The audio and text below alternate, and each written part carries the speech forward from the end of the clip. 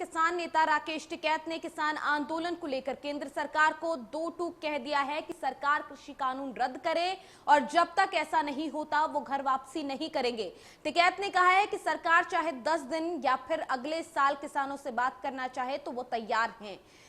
एक बार फिर राकेश टिकैत ने साफ कह दिया है कि चाहे 10 दिन में बात हो या फिर अगले साल केंद्र सरकार बातचीत के लिए तैयार हो, हम बात करने के लिए तैयार हैं, लेकिन कृषि कानून रद्द होने तक हम घर वापस नहीं लौटेंगे। बातचीत के लिए तैयार हैं, लेकिन किसी भी हाल में कृषि कानूनों के रद्द होने से कम किसी भी एवज में नहीं मानने वाले हैं। ये राकेश टिकैत की तरफ से एक बार फिर से साफ कर दिया गया है। लगातार दिल्ली के बॉर्डर्स पर किसान संगठन जो है, किसान बैठे हुए हैं, लगातार उनकी तरफ से कृषि कानूनों का विरोध किया जा रहा है। ऐसे में राकेश टिकैत की तरफ से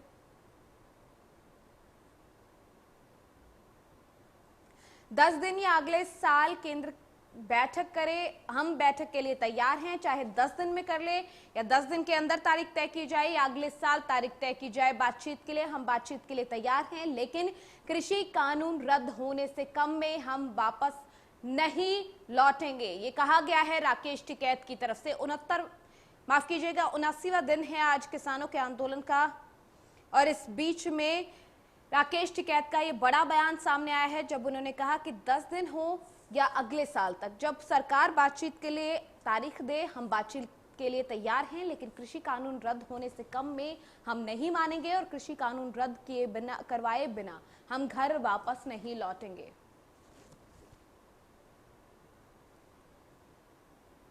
कृषि कानूनों के रद्द होने तक नहीं होगी घर वापसी, ये राकेश टिकैत की तरफ से कहा गया है। लगातार किसान आंदोलन जो है वो जारी है।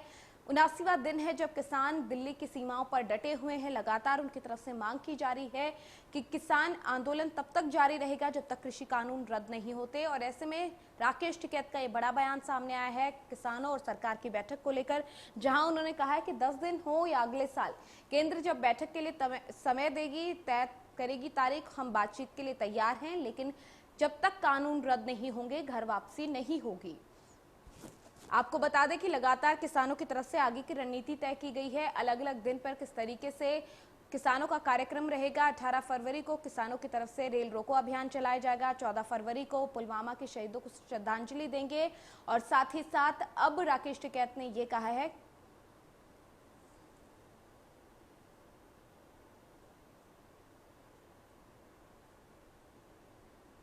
भाई 2 अक्टूबर का मतलब ये है कि अब इसका प्लान दिया है सबने। अनिश्चितकाल भी है 2 अक्टूबर के। 2 अक्टूबर इस गेट पे यहाँ पे 2018 में आंसू गैस के गोली पत्थरबाजी सब हुआ। तो 2 अक्टूबर को तो मनाना ही पड़ेगा ना गेट पे, यहाँ पे इसी पे ही। और ये तो चलेगा तो जब तक है ही, उसमें क्या कोई दिक्कत है। ठीक हो रही, कम से कम संसद में बहस तो शुरू हुई किसान। हाँ, यही लग रहा कि 4 ही आदमी हैं। इन्हें करना चाहिए सबको, विपक्ष को भी उसको भी बहस होनी चाहिए पार्लियामेंट में। जब किसानों के लिए कानून बना दिया, किसानों को मंजूर नहीं है तो वापसी ले लो भाई। देश का किसान सड़कों पे है, आंदोलन कर रहा, ऐसा क्या मजबूरी है कि वापसी नहीं ले रहे। एमएसपी पे कानून बनाओ, जिस पे कानून बनना है उस पर बना नहीं रहे।